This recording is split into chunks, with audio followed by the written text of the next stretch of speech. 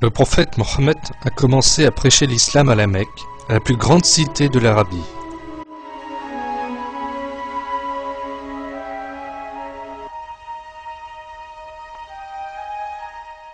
Les habitants de la Mecque étaient les gardiens de la Kaaba, construite par le prophète Abraham pour l'adoration d'Allah. Mais cette adoration a dégénéré au point d'avoir transformé la Kaaba en un temple d'idolâtrie païenne. Les centaines d'idoles qui ornaient la Kaaba étaient les symboles de la religion pervertie des habitants locaux, ainsi que leur principale source de revenus. Ils faisaient des offrandes à ces idoles, dansaient et chantaient tout autour, en espérant gagner leur faveur par ces rituels. Mais en réalité, en adorant ces bouts de pierre et de bois qu'ils avaient eux-mêmes sculptés, leur adoration était irrationnelle et sans espoir. Allah leur annonce cela dans le Coran. Ô hommes, une parabole vous est proposée, écoutez-la. Ceux que vous invoquez en dehors d'Allah ne sauraient même pas créer une mouche, quand même ils s'uniraient pour cela. Et si la mouche est dépouillée de quelque chose, ils ne sauraient le lui reprendre. Le solliciteur et le sollicité sont également faibles.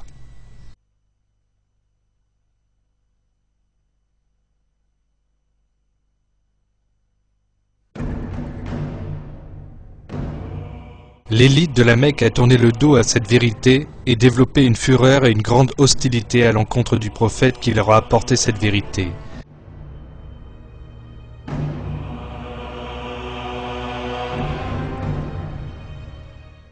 Ils ont d'abord conspiré pour le faire dévier de son chemin en l'intimidant, pour finalement essayer de l'assassiner.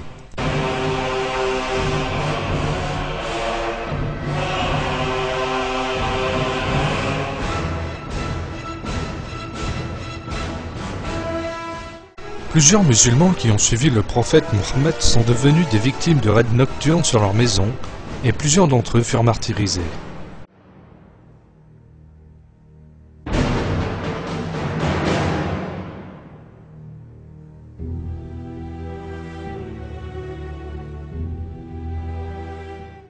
Puis Allah montra le chemin du salut aux musulmans. 13 ans après la première révélation, à un moment où les musulmans subissaient de violentes oppressions, les leaders de Yathrib, une ville au nord de la Mecque, invitèrent les musulmans chez eux. Puis le prophète a émigré dans cette ville.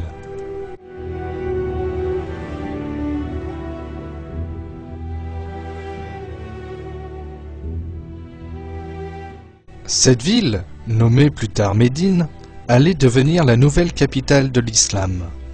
Le prophète Mohammed signa un accord avec les Juifs, les chrétiens et les Arabes qui n'étaient pas musulmans, établissant ainsi un ordre dans lequel toutes les différentes communautés religieuses vivraient en paix les unes avec les autres.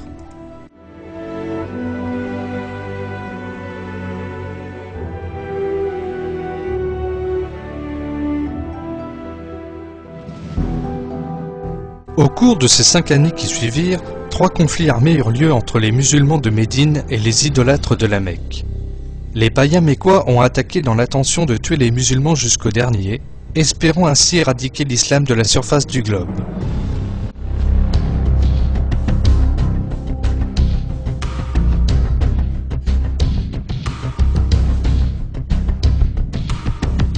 De leur côté, les musulmans ont combattu pour se défendre et préserver leur religion, en comptant uniquement sur Allah et espérant gagner sa grâce.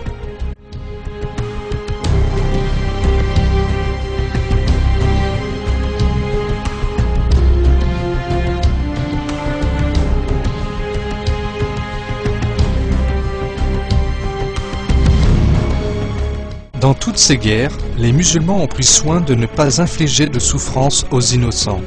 Ils n'ont jamais fait de tort à personne, car Allah l'interdit dans le Coran.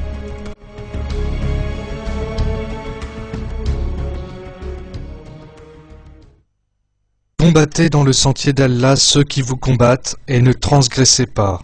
Certes, Allah n'aime pas les transgresseurs.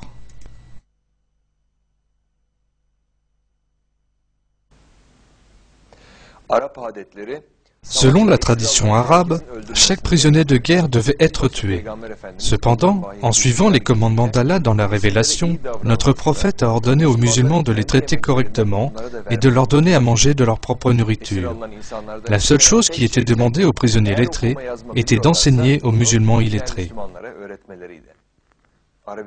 C'était probablement la première fois depuis des milliers d'années que la compassion, la clémence et la civilisation étaient réunies sur la terre arabe.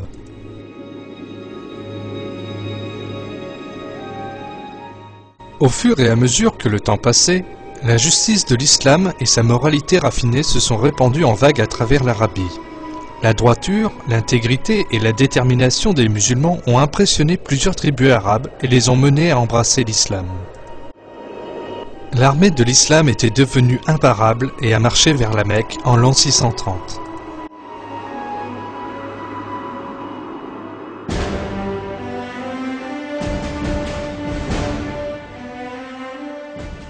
Les païens mécois, pour toute la cruauté qu'ils avaient infligée aux musulmans, avaient peur du châtiment.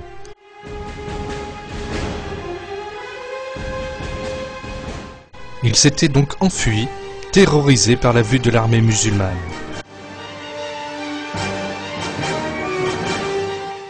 La tradition arabe voulait que les hommes de l'armée vaincue soient soumis à l'épée et les femmes et les enfants asservis.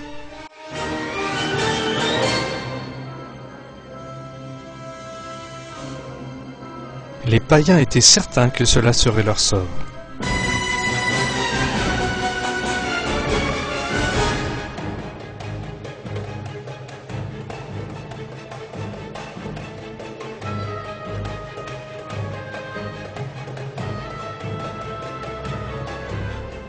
C'est alors que les actions du prophète ne reflétaient que la miséricorde infinie d'Allah. Il proclama qu'aucune vengeance ne serait prise et que personne ne serait forcé à embrasser l'islam.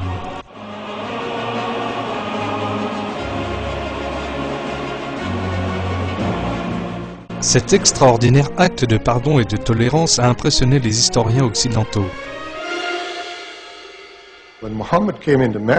Quand Mohammed a conquis la Mecque, non seulement il ne s'est pas vengé, mais il a embrassé les mêmes Mécois qui l'ont combattu durant 3 ans et ont essayé de l'anéantir. Ce fut très choquant pour les gens de son milieu. Ainsi, dans les fondements de base d'une religion, on trouve des épisodes de grande générosité et souvent d'extraordinaires actes de bonté et de miséricorde.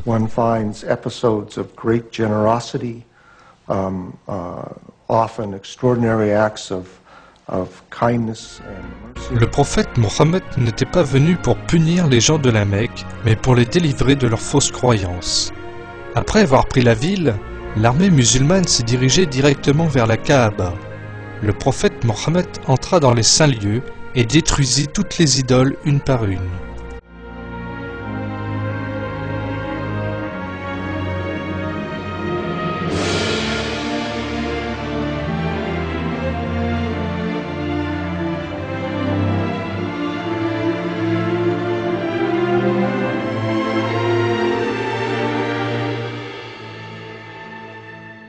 Avec eux, toute la cruauté, l'injustice, le barbarisme et autres violences commises en leur nom ont été également détruits.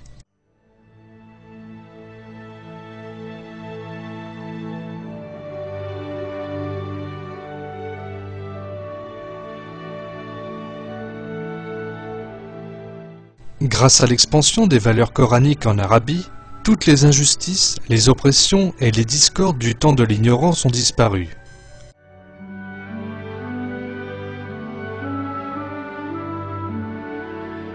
Un ordre basé sur le respect, l'amour, la compassion et la justice a été établi.